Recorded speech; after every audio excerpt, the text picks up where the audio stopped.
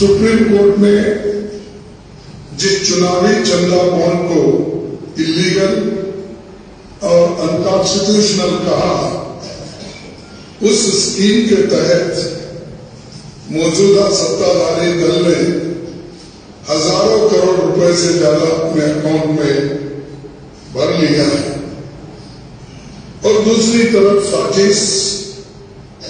साजिशन मुक्त विपक्षी दल का बैंक अकाउंट फ्रीज कर दिया गया है ताकि हम पैसों के अभाव में बराबरी से चुनाव ना लड़े और ना लड़ पाए। ये सत्ताधारी दल द्वारा एक खतरनाक खेल है। A systematic effort is underway by the Prime Minister to cripple the Indian National Congress financially. Funds collected from the public are being frozen and money from our accounts is being taken away forcibly. All our bank accounts have been frozen. We can do no campaign work. We cannot support our workers. We cannot support our candidates. Our leaders cannot fly from one part of the country to the other. Forget fly. They can't take a railway train. And this is being done literally 2 months before the election campaign. Why is it being done? One notice comes from the 90s. Another notice comes from 6-7 years ago. Quantum amount, 14 lakh rupees, and punishment, our entire financial identity.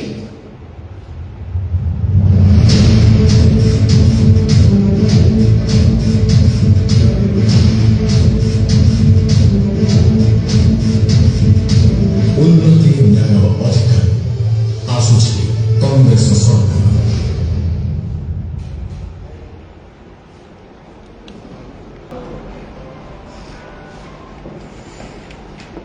Orissa की संत और संतों की power में आखिर खुद को गौरवान्वित महसूस कर रहा हूँ। साथ ही तो आप तमाम भाई यहाँ बैठे हैं, सच्चे मायनों में आप ही लोकतंत्र के सच्चे पहले। जो नेशनल मीडिया है उसको मैं रोज फेस करता हूँ और उनके जो कारण है उससे आप सारे लोग अवगत, मुझे कहने की आवश्यकता नहीं उसको। सर्वप्रथम आप सभी लोगों का कोटि-कोटि अभिनंदन, स्वागत, आभार। आपने अपना कीमती वक्त कांग्रेस पार्टी और इस देश की सेवा में किया। दिल्ली से मेरे आने का तो मुख्य कारण है, आपने सुना होगा, उस पर रिपोर्टिंग करी होगी इलेक्ट्रोल को। ये दुनिया का सबसे बड़ा किस्सा है। मैं ऐसा क्यों बोल रहा हूं? सत्ता में जो सेंटर में बैठी पार्टी है और जो आपको उड़ीसा में बैठी है, दोनों एक जगह बिल्कुल सेम हो जाते हैं। जब इनके पूंजीवादी मित्रों की बात आती है तो ये दोनों मित्रता बनाने में परहेज नहीं करते। मेरे पास सारी की सारी रिपोर्ट है जो एसबीआई ने इसी को दिया, इसी के माध्यम से हमारे पास पहुंची है। ये मित्रों को उड़ीसा की संपत्तियां देकर उड़ीसा को सिर्फ और सिर्फ गरीब बनाने का काम कर रहा है, जो नवीन बाबू की सरकार है। वैसे मुझे तो यही दिल्ली के ये भी सुनने में आता है कि नवीन बाबू सरकार चलाते ही नहीं, इनकी सरकार को कोई और लोग चलाते हैं। आप लोग मेरे से बेहतर जानते होंगे। ये दिल्ली से मैं जो बात सुन के आया हूं मैं आपके बीच रखा हूं। ब्यूरोक्रेसी की सरकार चलाते हैं ना, आप सबको पता हो। अब तो इनका हिस्सा बन चुके हैं। अब तो जग जाहिर हो चुका है उड़ीसा के लोगों तक। आप इस बात को पहुंचाओगे कि कैसे उड़ीसा को 24 वर्षों में लूटा गया और आज फिर से ये दोनों गठबंधन नहीं हुआ, ऐसा मत समझना। आपको ये समझने की आवश्यकता है और आपके माध्यम से मैं उड़ीसा के भाइयों बहनों से ये कहना चाहता हूं, इनका लूट बंधन, ये उड़ीसा को लूटने की तैयारी है।